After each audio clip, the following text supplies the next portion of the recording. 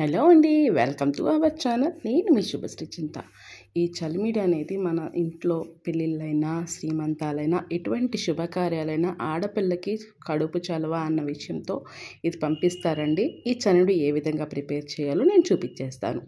ఇక్కడైతే నేను రేషన్ బియ్యం తీసుకున్నానండి.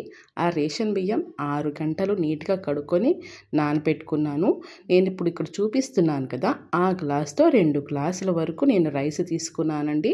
రేషన్ బియ్యం అయితే చలిమిడికి చాలా బాగా ఉంటుంది, టేస్ట్ బాగా వస్తుంది కనుక నేనైతే రేషన్ బియ్యం తీసుకున్నాను. ఇది మినిమం 6 గంటలైతే నానబెట్టేసిన తర్వాత ఇలా ఒక జారి దాంట్లో వేసి మొత్తం నీళ్ళన్నీ పోయేలాగా వడపెట్టుకోవాలి.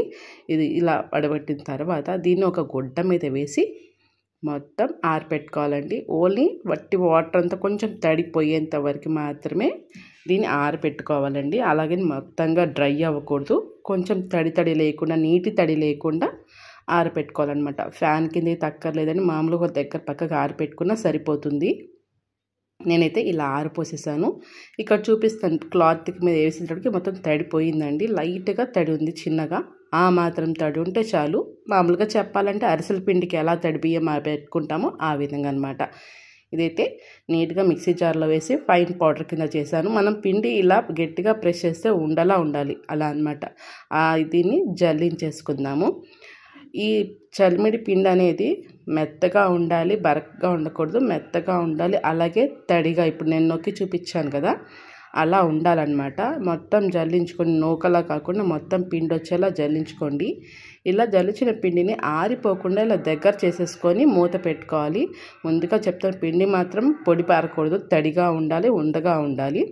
నేను ఇందులో పక్క దాంట్లో గిన్నె పెట్టుకొని నెయ్యి వేసుకొని నేను అందులో కొంచెం కొబ్బరి అలాగే జీడిపప్పు నేతిలో వేయించుకుంటున్నాను. ఇలా వేయించుకుంటే చాలా టేస్ట్గా ఉంటుంది.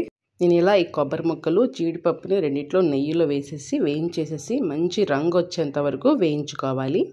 ఇక్కడ చూపిస్తున్నాను కదా, ఆ విధంగా అనమాట వేయించుకుంటే చాలా బాగుంటుంది. కొబ్బరి అనేది ఎక్కువగా వేసుకుంటే ఇంకా బాగుంటుంది. చలిమిడికి మాత్రం మీకు ఎన్ని కావాల్సి అన్ని వేయించుకొని ఈ కలర్లో వచ్చేలాగా వేయించుకొని పక్కన పెట్టేసుకుందాం. ఇప్పుడు నేనైతే ఈ సైజు గిన్నె అయితే ఫ్రీగా పెట్టుకుంటున్నాను. 2 గ్లాసుల బియ్యం వేసాను కనుక 1:30 అనమాట బెల్లం వేస్తున్నాను. కరెక్ట్గా సరిపోతుందండి. 2 గ్లాసులకి 1:30 వరకు పడుతుందన్నమాట.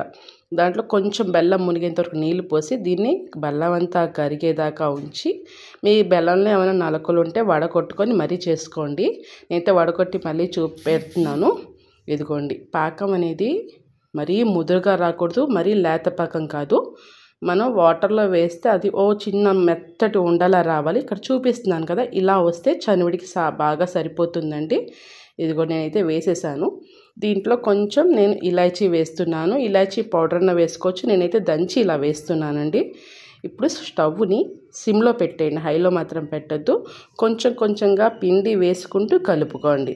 అలానే ఒక్కసారి వేసుకోవద్దు, కొంచెం కొంచెంగా వేసుకుంటూ కలుపుకోండి. ఇక్కడైతే మా మదర్ హెల్ప్ చేస్తున్నారు.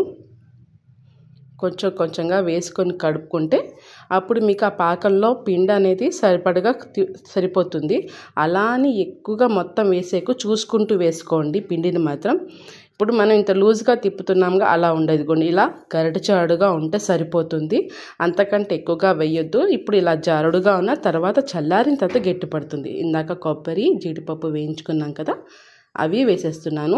ఈ కొబ్బరి జీడిపప్పు వేయించినప్పుడు నెయ్యి ఉంది కదండి, ఆ నెయ్యి కూడా నేను ఇందులో వేసి కలిపేస్తాను. ఇదిగోండి, అంతేనండి. స్టవ్ అయితే ఆపేసండి, సరిపోతుంది.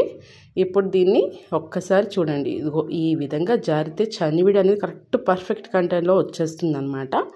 ఇందాక నెయ్యి కొంచెం మిగిలింది కదా, అది వేసేస్తున్నాను. దీంతోపాటు ఇంకొంచెం నెయ్యి కూడా వేసానండి. ఇదిగోండి, ఇలా మొత్తం గడ్డచాడు అవుతుంది. దీన్ని మూత పెట్టేసి పక్కన పెట్టుకుందాం.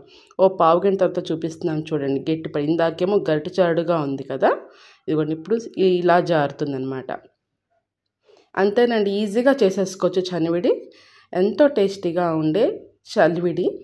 ఇదైతే శ్రీమంతాల్లోనూ, ఆడపిల్లని అత్తారింటికి పంపించే పెళ్లి సందర్భంలోనూ, అత్తారింటికి పంపించే పెళ్లి సందర్భంలోనూ ఈ చనివిడి చేసి పెడతారండి. ప్లీజ్ అండి, మొదటిసారి నా వీడియో ఎవరైనా చూస్తే లైక్ చేయండి, షేర్ చేయండి, సబ్స్క్రైబ్ చేసుకోండి. Thank you for watching my videos.